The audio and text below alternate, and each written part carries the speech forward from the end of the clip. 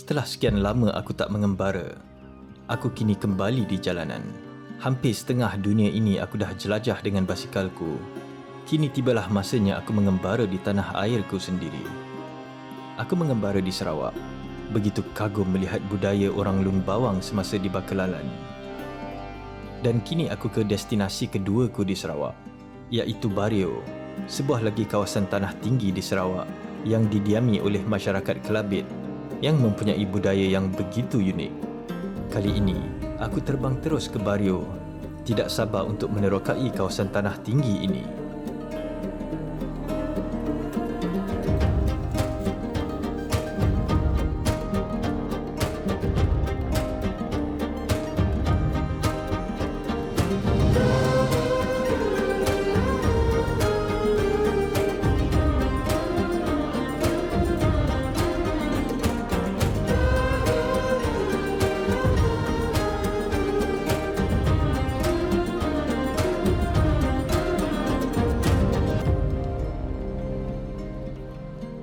Saya start mengayuh daripada Bario punya airport. Masa saya fly, first time saya naik kapal terbang yang betul-betul kecil ni, yang paling kecil saya pernah pakai, lagi kecil daripada yang saya pakai dekat Nepal semua tu. Dan disebabkan kapal terbang dia kecil, selalunya kalau saya fly, basikal saya akan pack dalam kotak, tapi disebabkan kapal terbang tu dah terlalu kecil, kotak basikal tu pun dah tak boleh nak masuk dalam flight tu. Jadi saya kena keluarkan balik saya punya basikal tu dan saya kena buka parts basikal tu dan wrap each parts basikal tu, baru boleh masuk dalam flight tu. Memang betul-betul kecil flight tu. Dan co-pilot kepada kapal terbang tu, dia adalah anak kepada owner guest house yang saya duduk sebelum ni, dekat kampung Bario ni. Jadi saya rasa macam diorang punya family ni macam very small, very close to each other.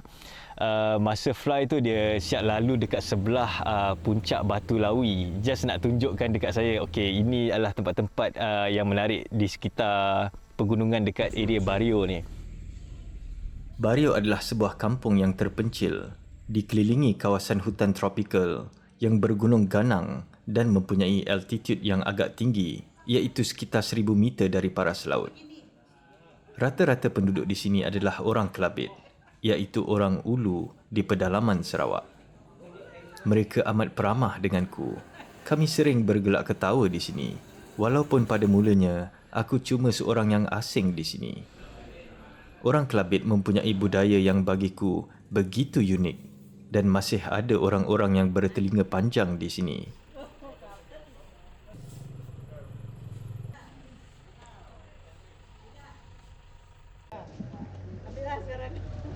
Dah, dia musik. Ada satu ah.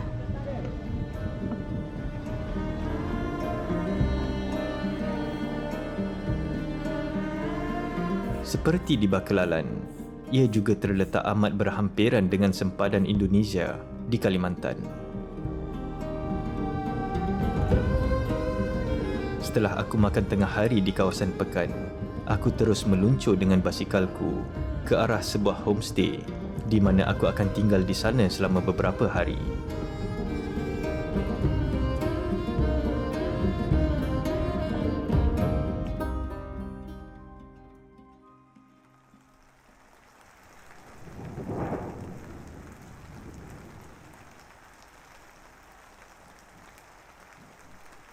Hujan mula turun tidak henti-henti tidak lama selepas aku sampai di sini. Jadi, aku tidak dapat keluar menerokai kampung ini di hari pertama aku di sini.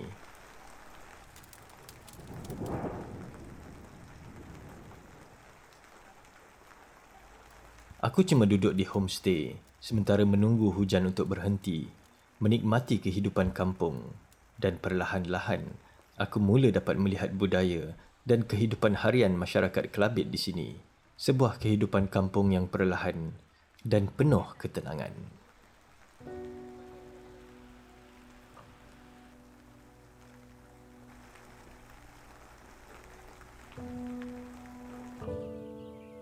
Apabila hujan berhenti, aku mula menerokai kawasan di sekitar kampung ini.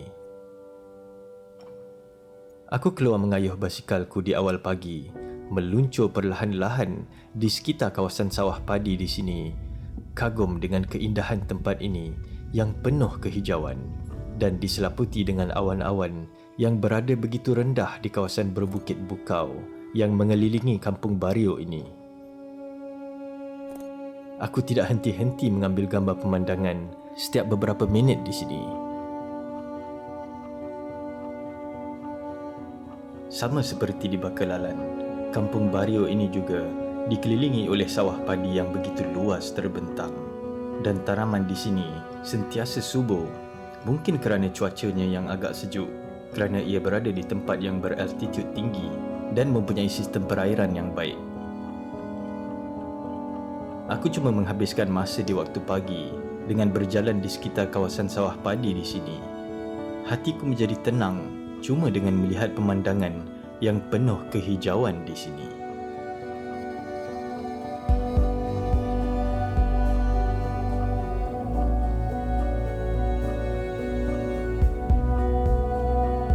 Orang-orang di sini yang kebanyakannya bekerja di sekitar sawah padi di sini begitu peramah denganku. Walaupun aku adalah orang yang asing di sini, tapi kami mudah bergelak ketawa, seakan-akan kami telah lama mengenal antara satu sama lain.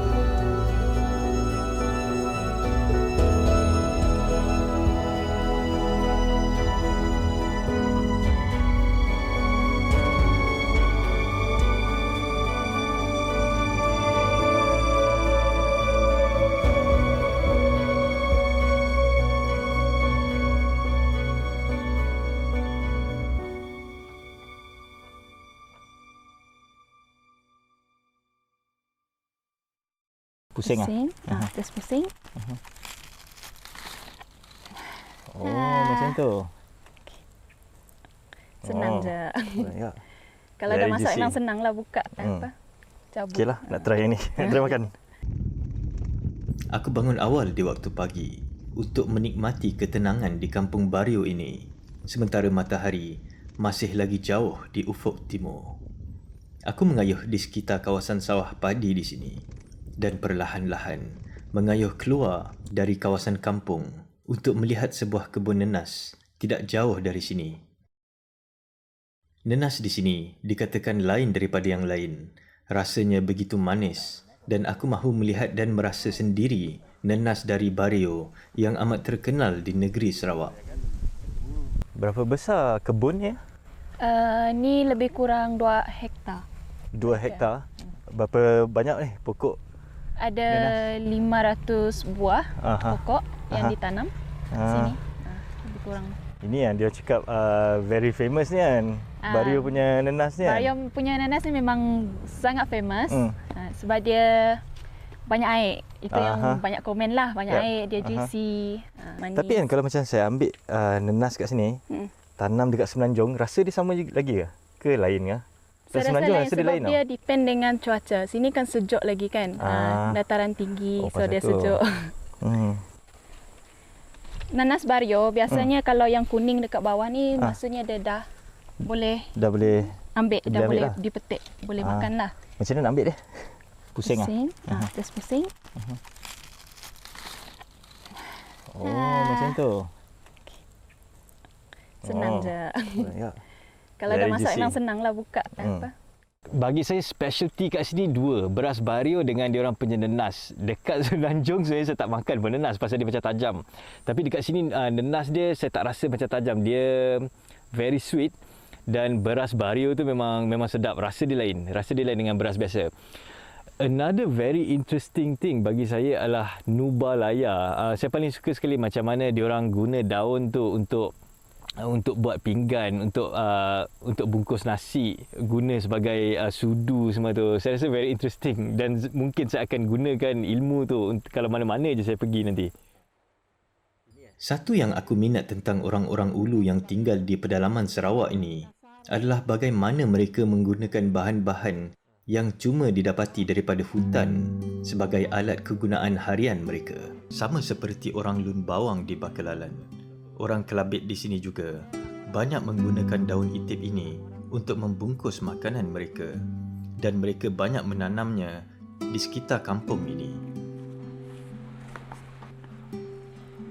Nubalaya sebagai contoh, nasi yang dibungkus dengan daun untuk dimakan ketika mereka bekerja di sawah ataupun memasuki hutan, dan makanan ini boleh bertahan untuk dimakan selama beberapa hari, dan daun yang sama juga boleh digunakan sebagai sudu untuk mengambil makanan mereka.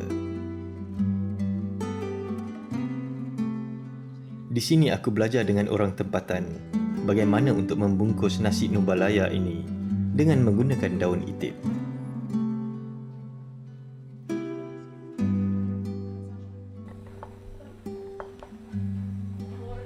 Pada masa yang sama, aku juga belajar dan melihat bagaimana mereka membuat lauk pauk untuk dimakan dengan makanan tradisional nubalaya ini sebagai makan malam kami.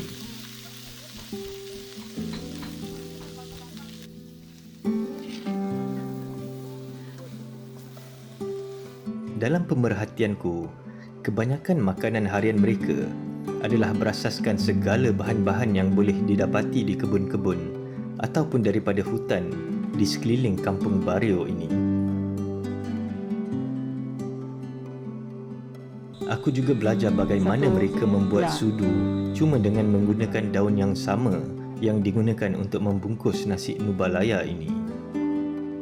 Kami makan malam bersama-sama nubalaya dengan lauk pauk tradisional orang Ulu di sini. Aku rasa begitu selesa dengan masyarakat Kelabit di sini yang rata-ratanya sungguh peramah denganku. Especially pada waktu pagi, kampung ni nampak macam very mystic disebabkan bukit-bukit dia semua, puncak-puncak dia semua tak nampak disebabkan dia covered by awan-awan yang tebal ni semua. Bila dah tengah hari sikit, bila matahari dah naik sikit, baru awan-awan ni start hilang dan boleh nampak macam sekarang ni. Boleh nampak bukit-bukit dekat sini. So dia nampak macam very mystic, especially awal pagi dengan masa lepas-lepas hujan.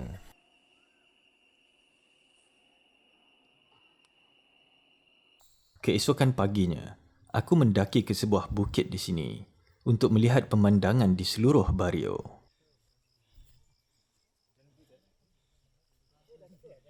Aku ditemani oleh seorang kenalan baruku semasa aku tinggal di salah satu homestay di sini. Seorang bangsa Kelabit yang memang berasal dari kampung Bario ini yang banyak menunjukkan aku tempat-tempat menarik di sekitar kampung ini. Aku tidak putus-putus mengambil gambar dan merekodkan video di sepanjang perjalananku, sentiasa kagum dengan keindahan lukisan alam di sini, terutamanya di awal pagi, sementara kabus masih lagi tebal, yang membuatkan tempat ini kelihatan begitu mistik, umpama aku sedang berada di alam fantasi.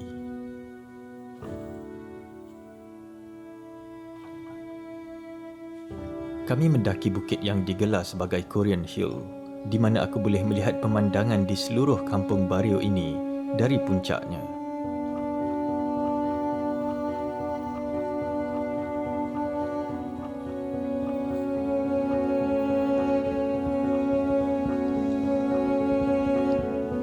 Perjalanan mendaki ke puncak Korean Hill ini cumalah mengambil masa beberapa minit. Dan apabila aku tiba di puncaknya, aku dapat melihat pemandangan di seluruh kampung Bario yang pada masa itu masih lagi berkabus.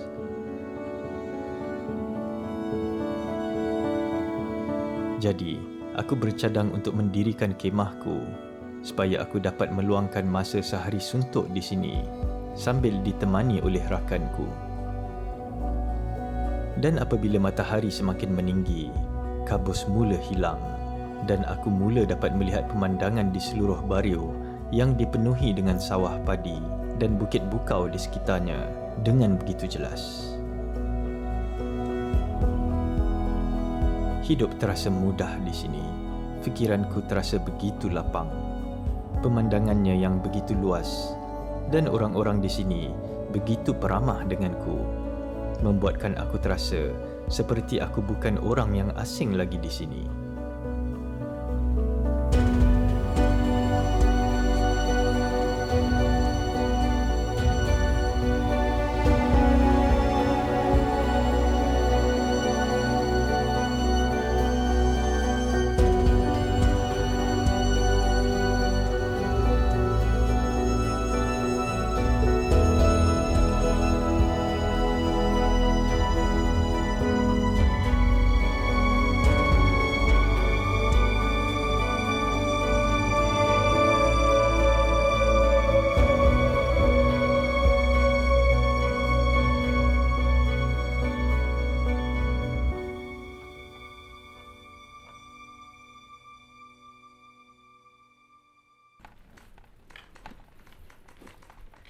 Hello. Halo. Hai Aunty. Halo, naik. Aku kemudiannya melawat sebuah rumah panjang di sini yang digelar sebagai rumah panjang Barrio asal. Ini rumah panjang Barrio asal. Ini ini Barrio asal lah. Ya, Barrio asal. Sesampainya aku di sini, salah seorang tuan rumah di sini yang aku panggil sebagai Aunty Linda menyambut kedatanganku dan mempelawaku untuk masuk ke dalam rumah panjang ini. Aunty, boleh saya tahu nama Aunty? Nama asal Aunty Linda Daun Telutu. Yang saya pernah dengar sebelum ni, kalau orang Kelabit, dia punya nama bertukar-tukar, dia ada banyak peringkat. Maknanya bila dia sudah ada anak, namanya bertukar lagi. Lepas ada cucu pun bertukar. Aunty pun begitu juga? Ya, betul. Itulah adat kami orang Kelabit. Kalau sudah ada anak, kita hormat. Mesti tukar nama. Oh, jadi siapa yang kasih nama? Orang tua. So boleh saya tahu apa nama Aunty selepas tu? Sina Ketuaan Bala. Selepas ada anak? Ya, selepas Jadi, ada anak, selepas ada cucu? orang tua tukar lagi, kita hormat cucu kita. Jadi apa nama Aunty? Rabaru Aran. Dan itu nama dipanggil sampai sekarang? Ya. So sampai sekarang tak ada orang panggil nama asal lagi lah? Tidak. Interesting. Apa pantang larang orang Kelabit kalau masuk hutan? Kalau dia orang masuk hutan, kalau ada burung limpas dia, mesti patah balik rumah. Kalau ada ular lagi, mesti patah balik. Kenapa? Memang ada masalah. Kalau teruskan juga Kalau perjalanan, terus, nanti ya, ada masalah di dalam hutan? Ada. Oh, begitu. Dulu orang tua, dia orang itu perlu panjang telinga, tambah cantik. Anak perempuan, anak laki pun buat sama macam tu. Ya, itu tradisional kita orang Kelabit juga mesti perlu ini manik dan topi mesti ada ikut, tambah cantik. Yang kuning ini pangkat tinggi. Ada lagi jenis lain, ada kala-kala dia tidak sama yang ini. Itu tradisional orang Kelabit, dia orang mau tambah cantik anak dia. Kalau dia umur 1 bulan, dia orang cucuk pakai bulu dalam. Lepas itu simpan benang dalam dia. Ikut besar lubang dia tambah-tambah lagi. Kalau dia tidak panjang, itu cakap orang tua malu. Karena mak dia tidak pandai jaga dia. Aunty pun ada buat dulu, telinga panjang. Kami pergi sekolah, tidak mau dia lagi, potong. Semakin hari, aku semakin mengenali ramai orang-orang tempatan di sini dan semakin memahami kehidupan masyarakat di ulu pedalaman Sarawak ini. Dalam pemerhatianku, ada banyak persamaan di antara masyarakat Kelabit di Barrio ini dan masyarakat Lun Bawang di Bakalalan yang aku pergi sebelum ini. Aku menghabiskan masa lagi beberapa malam di homestay di sini. Tuan rumahnya, Aunty Nancy, begitu peramah denganku dan aku begitu berselera memakan masakan beliau sepanjang aku di sini.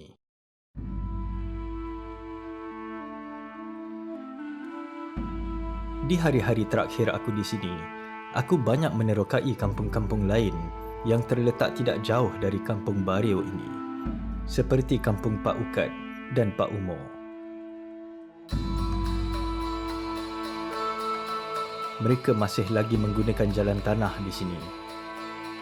Dan cuacanya lebih sejuk di sini berbanding tempat-tempat lain di Sarawak. disebabkan Bario ini terletak di altitude yang agak tinggi.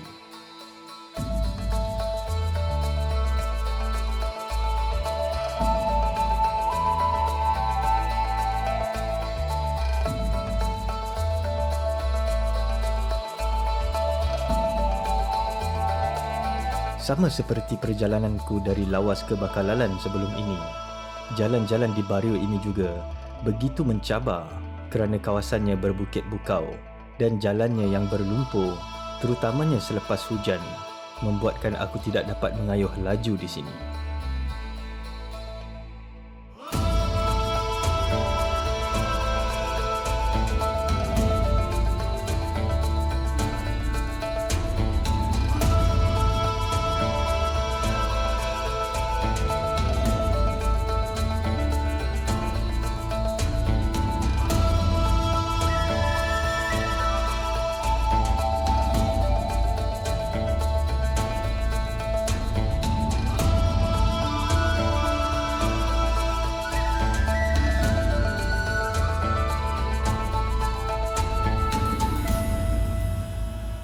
Beza masa saya dekat Bakallalan hari tu, masa dekat Bakallalan hari tu saya mengayuh daripada Lawas.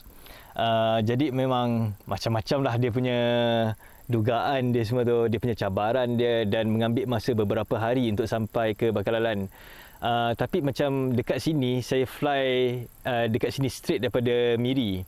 Jadi saya rasa macam different experience. Saya rasa macam more, macam saya bercuti pula sekarang, macam more relax. Badan saya pun dah tak penat sangat. Saya dah macam recover daripada penat. Lepas beberapa hari saya stay dekat Bario ni, saya punya plan adalah untuk menyambung kayuhan saya dekat Ulu Baram. Yang ni saya rasa saya akan kayuh all the way sampai ke Ulu Baram. Saya tak nak lepaskan peluang ni. Hopefully saya punya trip ni akan jadi very adventurous, nak ke arah Ulu Baram ni. Beberapa hari telah berlalu dan tibalah masanya untuk aku meneruskan lagi perjalananku ke tempat yang seterusnya.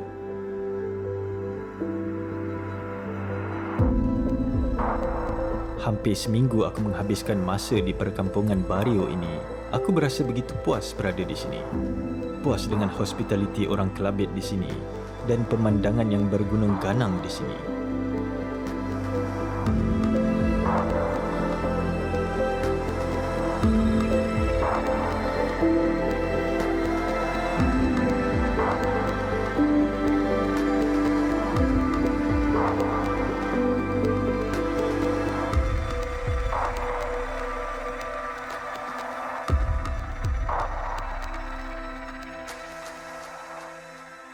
Walaupun puncak Borneo ini dipenuhi dengan hutan khatulistiwa, tetapi bagi aku, pemandangan dan cuaca sejuk di sini hampir sama dengan kawasan tanah tinggi di selatan negara China semasa aku mengembara di sana beberapa tahun yang lepas.